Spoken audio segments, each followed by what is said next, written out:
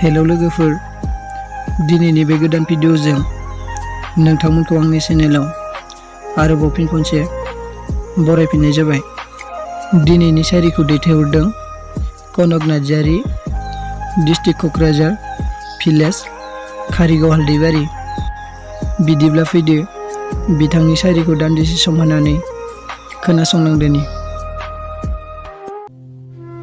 नागारना दाथां सना नों आंखौ, नोंनि अनगा आंहा रावबो गैया जिउआव। नोंनो आंनि गासैबो, थानो हाया सना आं नोंनि अनगा हारसिङै। रावबो गैया आंहा बे बुहुमाव नोंनि समान आंगो। नोंनि अनसुलि महरखौ बावनाय नङा आं थांनानै थासान्दि।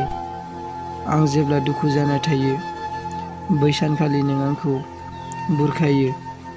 थानो हागोन आं माबोरै नोंनि अनगा बे जिउआव। नागारना दाथां नों आंखौ, नोंनो आंनि जिउनि सना, नोंनो आंनि गोरबो सोलेर। मालाय बायदि नङा नों सना, आंखौ मुगैना आंनि गोजानाव थाग्रा